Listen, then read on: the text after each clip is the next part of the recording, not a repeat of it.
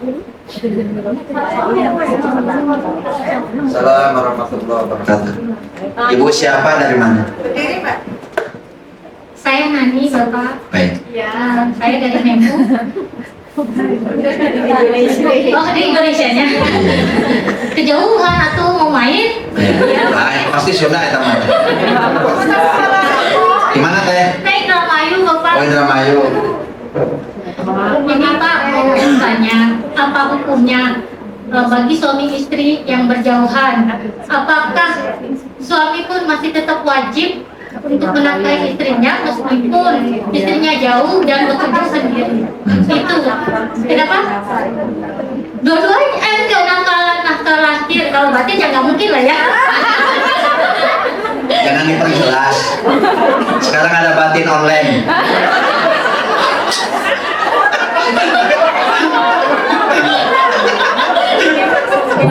Baik. Bagaimana hukumnya? Nah, oh, satu lagi, silakan. Yang tadi berkaitan dengan yatim piatu, Pak. Kebetulan kan dulu sewaktu orang tua masih hidup, saya merasa masih jauh dari ilmu agama gitu, jadi kurang tahu bagaimana memaksimalkan rasa bakti saya kepada orang tua. Sekarang ketika saya yang sedikit ada rezeki, tapi orang tua sudah nggak ada semuanya. Apa yang harus saya perbuat bisa saya mengabdi rasa mengabdi saya kepada orang tua saya sudah tidak ada. Itu saja, Bapak. Assalamualaikum warahmatullahi wabarakatuh. Assalamualaikum. Makasih deh. Hukumnya nafkah adalah pada suami. Asalnya adalah yang wajib menafkahi itu adalah suami. Sepakat ibu-ibu? Sekali. Ini Allah sedang suami. Pantesan suami cepat mati itu begitu. Kata ibu-ibu, nggak ganteng juga apa yang penting. Mati juga nggak apa-apa yang penting. Ya Allah, nggak juga kali. Asal nafkahnya memanglah laki-laki. Perempuan itu adalah yang dibawa laki-laki, tentunya ada kewajiban untuk diberikan nafkah. Sekarang persoalannya begini, ada teman-teman yang ke luar negeri, bagaimana, apakah wajib menafkahi suaminya? Tetap wajib.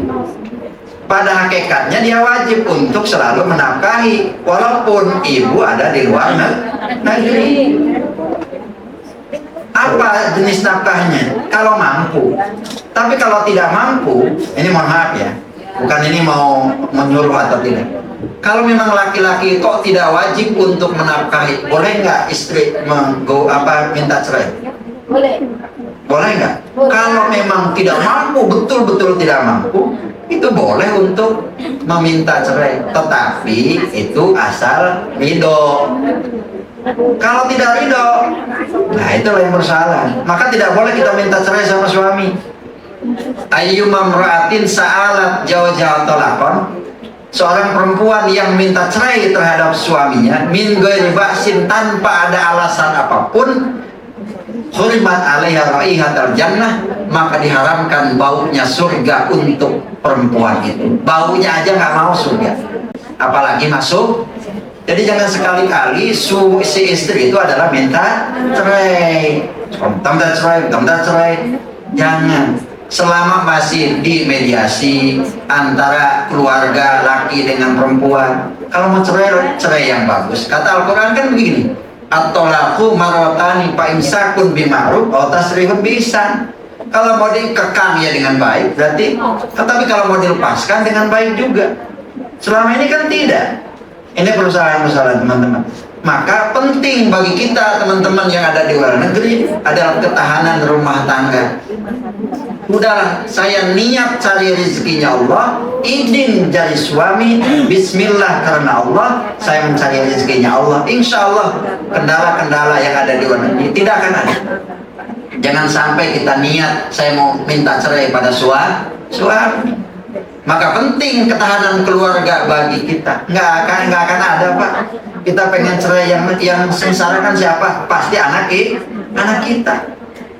Ya itu, tapi kadang persoalan muncul. Seandainya lakinya gemblok, tahu gemblok? Nah, ya itu nggak mudeng. Ya itu boleh nggak? Ya boleh. Ada caranya. Dalam hukum ada beberapa yang bisa melalui gugat cerai. Ya kan? Namanya khulu. Khulu itu adalah gugat cerai, tapi harus ada iwad. Iwad itu apa?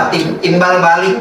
Apa penggantinya? Penggantinya jangan gede-gede, sesuai dengan mahar misilnya. Ketika ngasih mas kawinnya berapa di keluarganya, ya itu.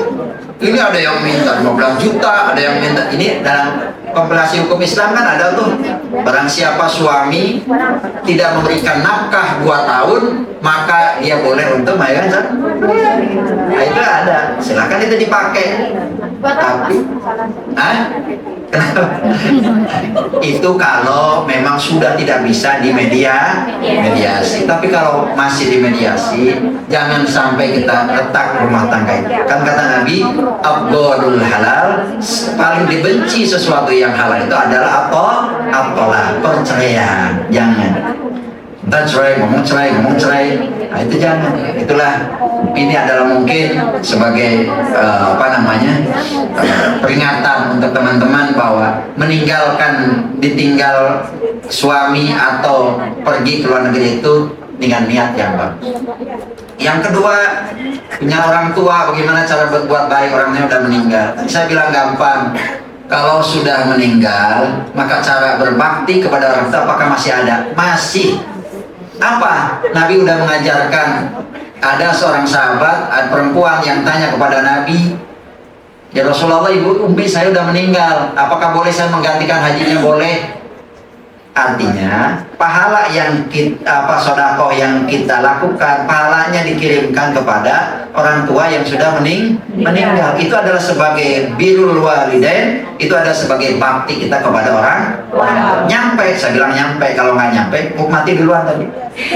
Nah itu, jadi gitu. Jadi bisa. Kan ada hadis, idza mata ibnu adam in qata'a amaluhu. Kalau manusia udah mati kan terputus amal perbuatannya. Yang putus itu yang mati itu terputus. Tapi bagi orang yang hidup pasti bisa melakukan hal itu. Nah, gitu. Kenapa? Mewakafkan atas nama, saya mewakafkan tanah untuk pahalanya disampaikan, apalagi termasuk sodakotun jariyah. Ada anak yang soleh yang selalu mendoakan, enak. Punya anak soleh itu enak. Apalagi anak punya yang bisa ngaji. Orang tuanya mau sakaratul maut bisa ngaji kan enak. Yasin, walaupun Quran langsung dihajiin. Tapi kalau orang nggak bisa ngaji tapi bacanya Latin. Ya asin ini malah terbelalak kata orang tuanya. Ya asin, emang petai gua katanya. Nggak gitu ya. Artinya itu. Jadi bisa lah melakukan kebaikan walaupun kita orang tua udah meninggal. Gitu ya, Bu? Enggak, silakan. Dari mana?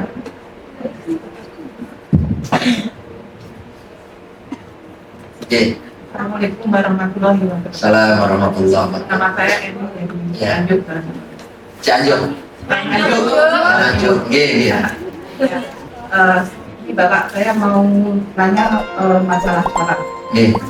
Biasanya kan waktu zuhur sama waktunya asar yang nggak sempat itu waktunya asar. Soalnya saya kan harus itu kan jaga nenek, jadinya kan harus bawa nenek untuk olahraga. Kebanyakan waktu asar itu saya jamak ke zuhur. Apa boleh juga sama maghribnya juga. Maghrib itu kebanyakan waktunya asar. Ya, makasih Bapak. Kesulitan itu jangan dijadikan sebagai alasan terlebih utama. Kalau ibu misalkan merasa kesulitan untuk melakukan sholat, dalam konteks ilmu fikih ada yang namanya hajat dan darurat. Boleh nggak dipakai? Boleh. Tapi kita harus tahu, madhab saya namanya Imam Al-Muzani. Ketika hajat, ketika kebutuhan, boleh kita lakukan. Ibu misalkan, tapi jangan dipakai sering-sering. Semampunya dan sebutuhnya. Ibu misalkan nggak bisa sholat, ya udah di jam aja antara sholat duhur sama sholat asar. Oh nggak nggak bisa di sholat asar, berarti jamaah takdim yang asar ditarik ke duhur, atau misalkan yang duhur ditarik ke asar. Begitu juga maghrib sama. Tapi konteksnya adalah di negara yang memang tidak bisa untuk melakukan itu. Tapi kalau bapak ibu nyampe ke Indonesia, jangan sampai pakai itu, karena kondisi daruratnya sudah tidak ada. Itulah adalah rukhsah, ya.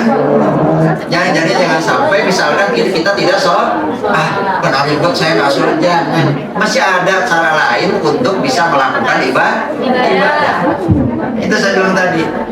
Yang tadi Pak Supir, yang sulit menghadap kiblat. Gimana mau menghadap kiblat? Ini kayak menghadapnya ke timur atau ke utara, kan sulit. Ya udah, kemana aja kiblatnya.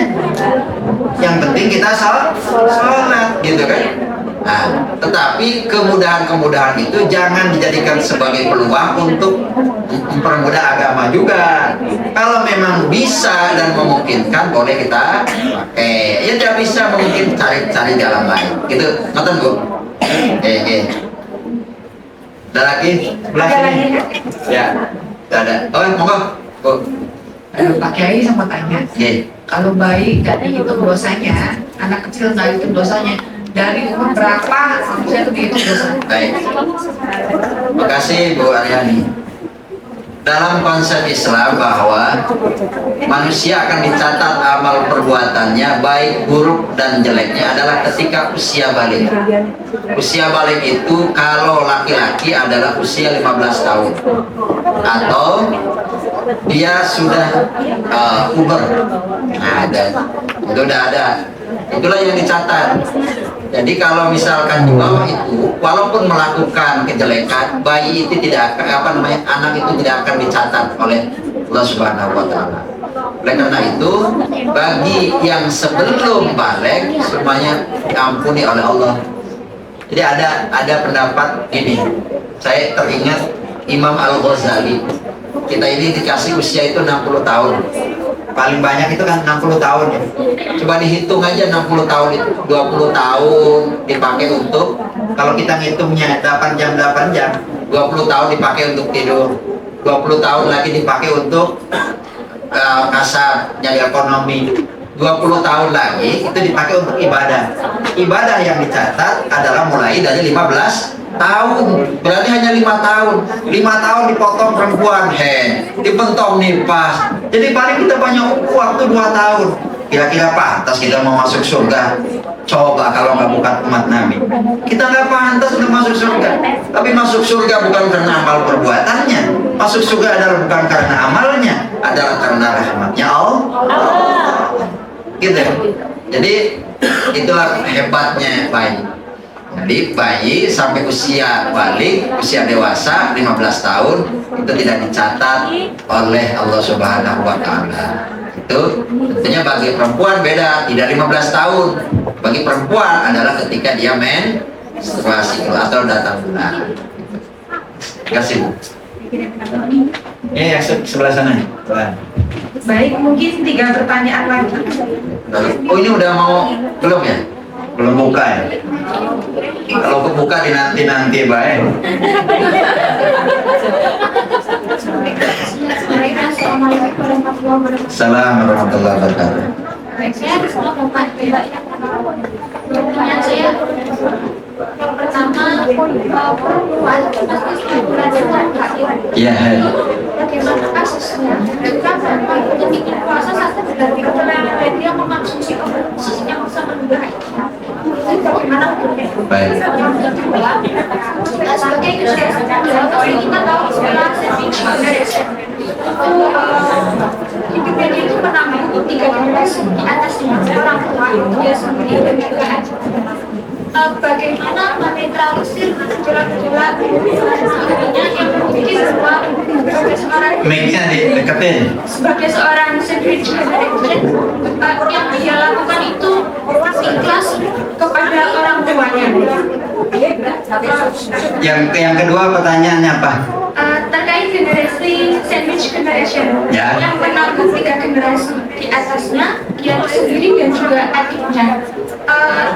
Ketika dia menanggung tiga-tiganya, pasti ada overthinking. Padahal ketiga-tiganya ini merupakan bentuk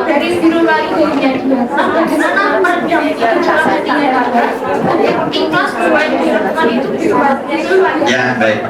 Terima kasih. Yang pertama adalah head. Head itu adalah paling sedikit sehari semalam. Ada yang 7 hari, paling banyak adalah 15 hari.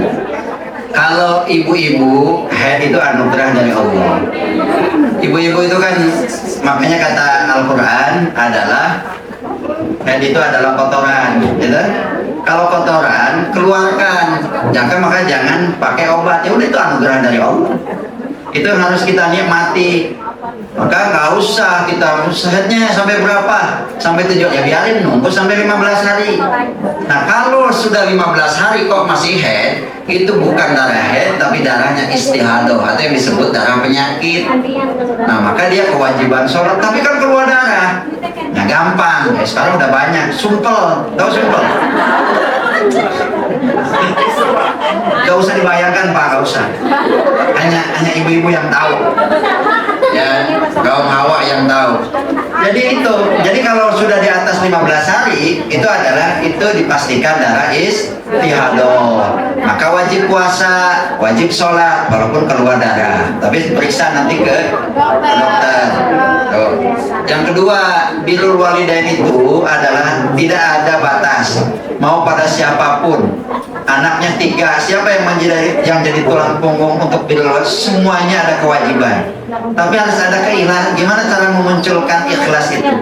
Ini cara memunculkan ikhlas, kata ulama-ulama tasawuf, maka harus bisa semuanya adalah semata-mata Allah yang membuat itu.